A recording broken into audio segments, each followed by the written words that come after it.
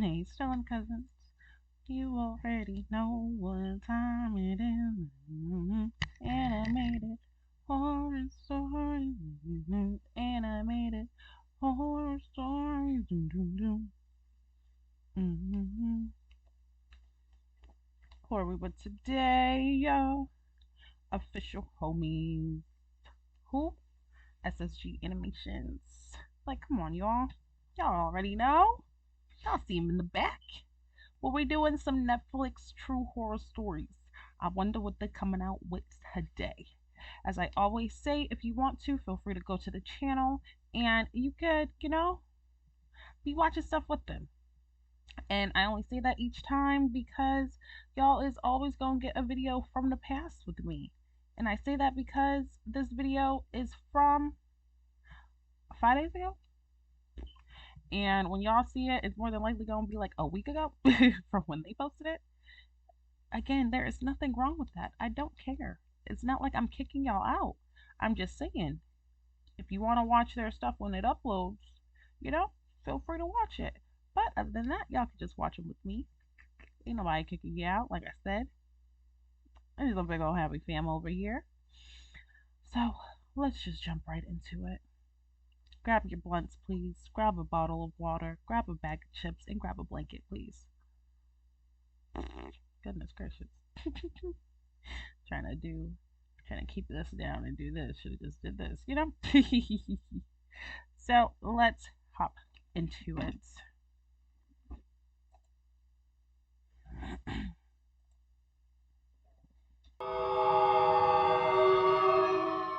Hi, my name is Alexia, and I'm a huge Netflix fan. Yes, you heard right, of Netflix. I'm not a fan of any movie saga. I'm not a fan of any series. I'm a fan of the platform. Okay. This is because I don't know why everything I watch on Netflix is like, it's as if the platform was made for me. Not many people share this passion with me, and most people think I'm kind of weird until I met him. His name was Patrick, and I met him in a Netflix fan group on Facebook. At first, we talked casually about the things we love the most about the platform, but as time went on, it became more intimate. He and I spent nights talking and talking, mostly about Netflix, but many other times about us, our lives, and our interests. To tell you the truth, he seemed very handsome to me. What's the chance to find someone you like so much and at the same time have such particular interests as mine? I knew this was a great opportunity, so when he invited me to watch a new series on Netflix, I gave a big smile and accepted. Before watching the series, we agreed to go to lunch at a nearby restaurant. He was very handsome, much more so in person, but I must admit that not everything was as good as I expected. He was odd. When he spoke, he had a strange, scary grimace on his face. Crazy ass teeth. The man didn't seem to blink at any time, and his huge eyes were as wide as they could be. From the look on my face, anyone else could tell I was a little uncomfortable, but he wasn't. He just kept talking and talking. He just kept talking and talking, getting more and more excited, more and more intense. When we finished eating, I went to the bathroom to think about what to do with him. I swear I was about to make an excuse to go home, but I reconsidered. Maybe I was being too hard on him. Maybe he was just nervous because it was our first date, and he really liked me. After all, I'm sure he's judged a lot by the way he is. Would I do that to him, that I hate being done to me? I came back from the bathroom and agreed to go to his house to watch the Netflix series. Once we got to the house, I noticed he was living with a roommate. The place was full of college papers and notes, so it gave me a little more peace of mind. Okay. Little did I know, that peace of mind wouldn't last more than 15 minutes. Because you were supposed to. As soon as we sat down, Patrick went straight to turn on the Netflix series. As he did so, he totally ignored me. It was as if I wasn't there. He sat down on the side of the You couch could and go. started watching the huge TV screen with his eyes frozen on it. But, believe it or not, he never hit the play button. Patrick just stared at the synopsis Girl. of the series, where they run the trailer over and over again. I asked him if this was some kind of joke, to which he ignored me. He just kept watching the trailer from the home menu on Netflix. His gaze was completely lost. His mouth was open, and I could see some drool dripping from it. Pretend like you gotta go to the He bathroom was and like get out of there. hypnotized. Patrick, what is your problem? Furious, the man turned and looked at me. His gaze was penetrating and terrifying. It was as if he were someone else. After that, he turned around and went back to the trailer on repeat. Mouth open, I just froze. drooling. Where the hell had I gone? Girl, This man was You can completely insane and could potentially do me a lot of harm if I pissed him off. I stood there, not knowing what to do for over an hour, during which time he wouldn't take his eyes off the screen for a second. I thought about leaving on my own, but I was too afraid to get up. Besides, I could see the keys to the door in his pocket. I couldn't leave even the if he door? encouraged me. uh-uh. In the middle of my decision, luck played a terrible trick on me, and the worst thing that could happen happened. A lightning strike caused the power to go out. As soon You've as it been there for happened, over an hour, Patrick girl. You could've lost left. it. The man went crazy, screaming into the air and hitting everything he saw around him. I couldn't see him, but I could hear all the tables and chairs falling over as he kicked and punched them wildly. Mm-mm. I took advantage of this situation to grab the keys that had fallen on the floor and leave. But as soon as I put the keys in the door, the room fell silent. I couldn't see anything, but I knew Patrick was looking at me. Girl, you stressing me I out. listened as his footsteps Like- slowly approached me as I tried to put in the right key, but I wasn't having any luck. Oh, After a few seconds that felt like hours, Patrick was in front of me. I could hear his breathing, and his wet breath coming out of his mouth was hitting my face. wet breath. His is breathing disgusting. became more and more agitated, as if with each passing second, the man was getting angrier and angrier. It was only a matter of time before he attacked me. There was no way I could get out of this. Accepting whatever the man would do to me, I had a little bit of luck that saved my life. The Like, you know, light came back on. When the room lit up, I could see Patrick in front of me perfectly. He was red. His eyes were wider than ever, and his mouth was open wider than before, revealing his rotten, hideous teeth. As soon as the lights came back on, he simply went back to the couch and turned on the TV. I put the right key in and ran.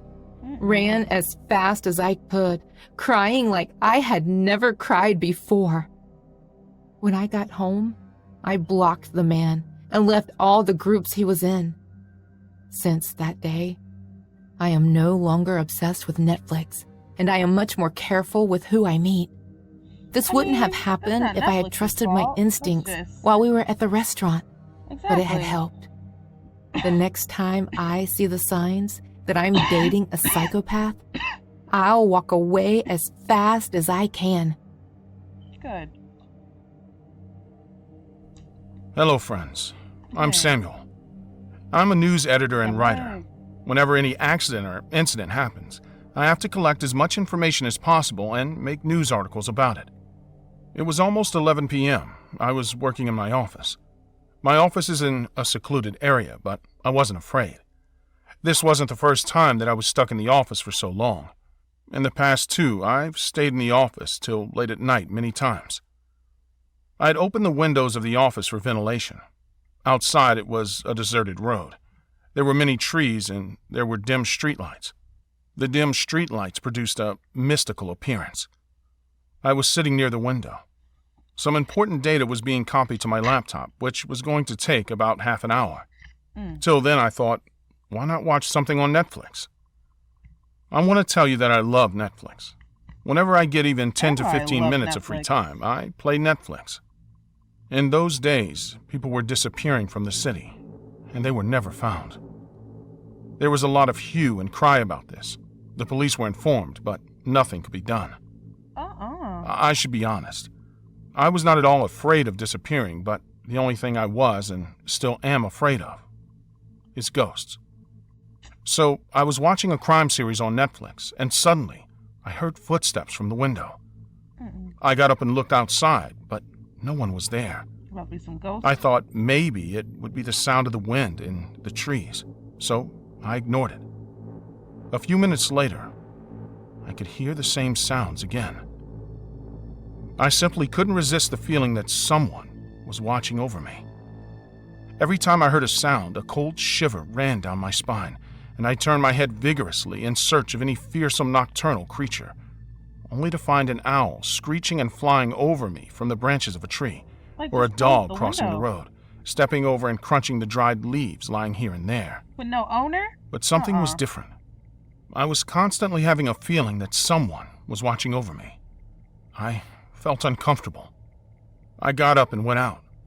The uncomfortable feeling became even more profound. It seemed like the night was coming to swallow me. The tension in the air excited my tired nerves, and suddenly I became aware of something around me. It was not a feeling. This time I was sure. Before I could determine what it was, a nasty-smelling cloth was pressed over my Oh! nostrils. 'Cause why are I you struggled with all my outside? might to break free of the slowly and tightly closing grasp around my neck and eyes. Why'd you go My outside? senses were slowly leaving me. I couldn't remember anything from the next 3 or 4 hours. Why'd you go outside? I slowly opened my eyes. And you There was kidnapped. bright light all around me. I was dazzled at first, then Oh, you're slowly in a bed. They recovering, I might sat spill up kidney. to find myself on a dirty bed in an even more dirty room. A huge crushing machine was kept there. I could feel the absence of my cell phone and wallet in my jeans pocket. Directly facing me was a man, seated there. He was in a punk t-shirt and distressed Oh, jeans, and I'm so had mad an you went ugly smirk on his outside. face that made him look like a wolf. I tried to get down from the bed, but the suited man raised his hands, instructing me to stop. So I stopped. "Good morning. So, you are Samuel, am I right? You wrote that news article about me and my profession." With the utterance of the article's Ooh. name, the smirk wiped off his face, and it looked angrier. I nodded in response. "As far as I know, you have only been for 2.5 years in this career. Who told you to write such a detailed article on underground activities? If I tell Who them, provided you with the information? Did you watch me doing those crimes? Huh?" how can I watch you I was doing listening them, to him, boy? but not looking at him. My eyes were on the crushing machine. That's what- you Looking know- at the crushing machine again and again, I was thinking, what is the use of this machine here? After all that, the man held my chin. Oh, "Don't think too much. This machine is for destroying evidence." I was a bit confused. Evidence? But what evidence? "The same people whom I kidnapped. Those are the proofs only. oh. Those people can trap me, so I put them all in this machine. This destroys the evidence." Then he went a little backwards, moved to the box kept there, and brought it towards me and opened it.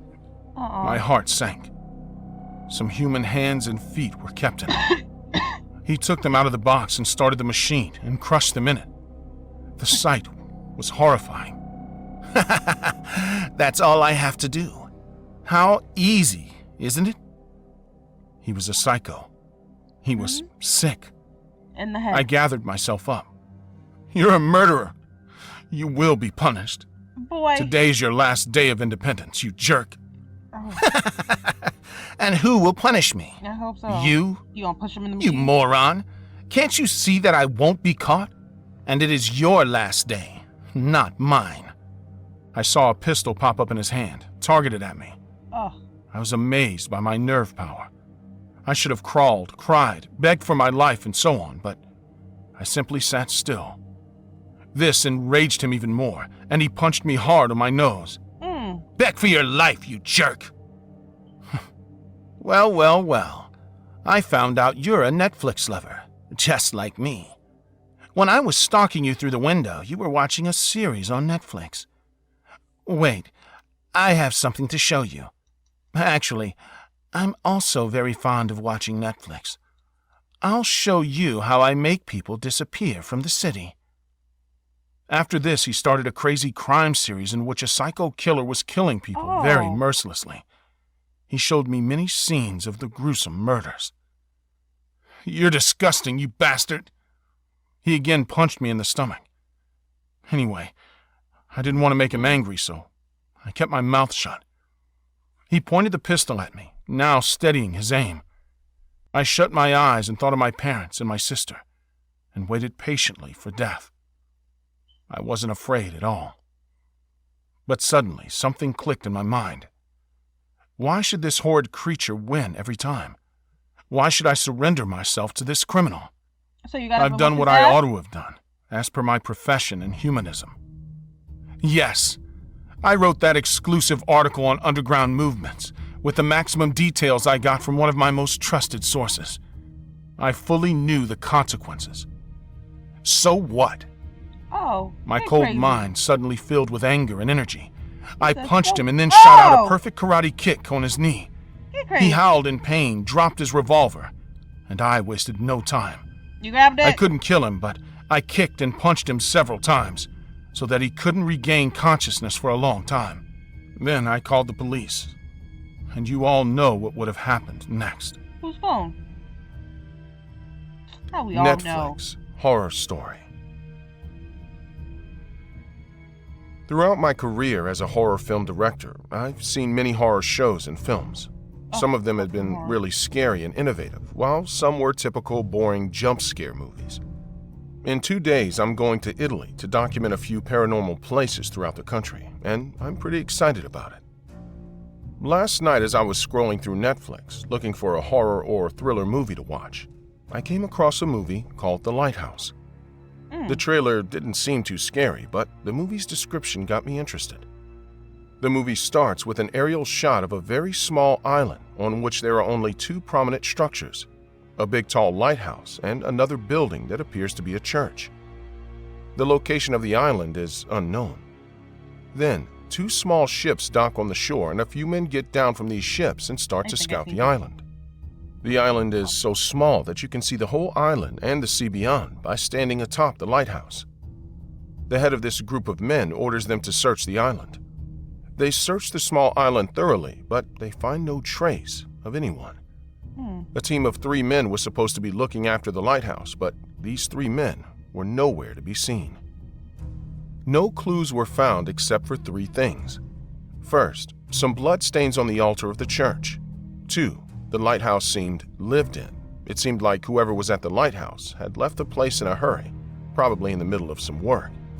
Lastly, they found the diary of the lighthouse keeper, which revealed some strange, dark, and mysterious truths about the island. The story goes back a few days, revealing what was written in the diary. We see a man briskly walking from the lighthouse towards the church. His name is Han, and he enters the church and walks towards the altar, where another man is already on his knees, praying. Han kneels beside the man and starts praying too. The church is a bit dark, and after some time, the 2 men walk out of the church. The weather is a bit cloudy, and it seems like a big storm is about to hit the island. As the men are walking, we can see another man working on the top floor of the lighthouse. It seems like the 3 men are the crew members who look after the lighthouse. As the movie progresses, we see that the man Han joined in the church is Lurch, the lighthouse keeper, and he writes in his diary every night before going to bed. He writes about his day and how he worked with his subordinates, and at the end of every entry he writes a number. It's unknown what the number signifies. Days turn into months, and the 3 men follow the same routine, work in the lighthouse throughout the day and sleep at night in the living quarters at the bottom of the lighthouse. But there is one significant difference. As time passes, the main lighthouse keeper, Lurch, spends more and more time praying rather than working, and the number he scribbles after every diary entry keeps on gradually increasing. He writes about the God in the church that he has to pray to every day, too. He writes how he feels compelled to devote himself to the service of God in the church, and how he must consistently keep praying. He also writes about how it drives him crazy if he doesn't pray and how Marcus makes fun of him for being so devoted. A team of 3 men is stationed in the lighthouse for about 6 months, after which another team comes to take their place for the rest of the year. Exactly a week before these 3 men were to be relieved from their duties, Lurch did not leave the church at all. He had spent the previous 2 days in the church praying without eating or sleeping. He had mentioned his extensive praying in his diary, along with the fact that he will be free in a few days and will meet his family soon. It had been raining for the past few days, and there was no sign of the rain stopping, and the sea was rougher than it had ever been. While Marcus fixed the broken wiring in the lighthouse, Han decided to fetch Lurch, who was praying in the church. He ran to the church, getting soaked in the rain, and to his utter shock, the church was empty. There was no sign of Lurch anywhere. From the corner of his eye, Han could spot a black shadowy presence emerge. Even though it looked like a human, somehow Han knew it wasn't. He seemed super calm and not scared at all, as if he was being controlled by someone else. He walked up to the altar, kneeled, and started praying, just as he had prayed on the first day. Then, as he continued praying, his eyes began to tear. It looked like someone was pressuring him to pray. Soon, blood started to come out of his eyes, then his nose, his ears, and lastly his mouth before he fell on the altar and died. The shadowy presence then made its full appearance, and we can see it's not God, but a demon. And then we can also see that the cross in the church was upside down, meaning Lurch and Han were praying to a demon all along. The shot then shifted to Marcus, who was still working in the lighthouse, yelling for Han and Lurch to come help him. But of course, no one answers. To find his teammates, he abandons the lighthouse, and in the stormy rains, he wanders off toward the shore, where there is metal railing to anchor the incoming boats. But as he is searching for his group, a rogue wave sweeps him off into the dark ocean, killing him, too. A few days later, the authorities who were responsible to keep an eye on the island noticed that the lighthouse was not functioning, and so they sent in the replacement team a few days early to check on Lurch and his subordinates. That's how the story loops in with a beginning. Now the crew is left with a few questions. Where was Lurch? If he had witnessed the death of his teammates and written about them in his diary, where was he? And why had he left the diary behind? He dead too. What was the shadowy presence that the 2 men prayed to? Was it God or some demon? Boy, stop playing. Had Lurch murdered his 2 teammates and run off himself? What did Lurch mean when he said he was compelled to pray? Was he mentally ill? When the head of the group was taking a look at the lighthouse and the church, he spotted one of his crew members kneeling at the altar and Boy, praying. get your ass up out of here. That's when he realized that the island was haunted by an evil spirit that compelled people to pray at the altar with a cross, which was turned upside down. The movie ended, and I was left with a lot of questions, just like any other viewer I was. hate movies like that. I tried to Google the story, and it turned out to be true. 3 men, including the lighthouse keeper, had gone missing on a small island in Italy in the year 1934. The case became public and gained media attention in the 1950s. After doing some digging and watching the interviews with local people and the authorities, I realized it was one of the most haunted places in Italy. After the incident, the lighthouse was abandoned and it's not functional anymore. However, a lot of people visit the island today, and many of them don't make it back. Haunted ass people, they just want to be. I was so spooked by the full story that I decided to check my itinerary, and turns out I'm going to visit that island on my tour to Italy. Why I'm would you? a bit scared, but excited too. So, what do you think? Is the island really haunted, or did Lurch murder his teammates and run off? What do you think? Was this Netflix movie worth it? No. It was trash and it wasted your damn time. I'm sorry. It was a terrible movie. But since it was based on a true story, it wasn't that bad. But it was still lame. Let me know which one was y'all favorite. I say the first one possibly might have been my favorite because he was just tweaky But ain't nobody tell her to go home with that man. We knew he was tweaking. She should have knew he was tweaking. If your gut ever tells you not to go nowhere and y'all go, like, I'm sorry, I cannot feel sorry for you. Gut feelings are real. If your gut is telling you don't do this and you do it, anything after that is on you. It's on you. It's your fault. You caused it. Your gut tried to stop you. Your gut, I take that as a sign from God and the universe. If my gut be like, ooh, let's not do this. I've not listened to my gut feelings a few times.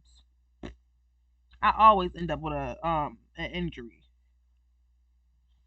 And I take it as my gut being like, girl, we already told you not to. So now if you end up falling on your way home, that's your fault. So, yeah, I think number one might have been my favorite. Let me know your favorite in the comments. And until next time, you guys, bye.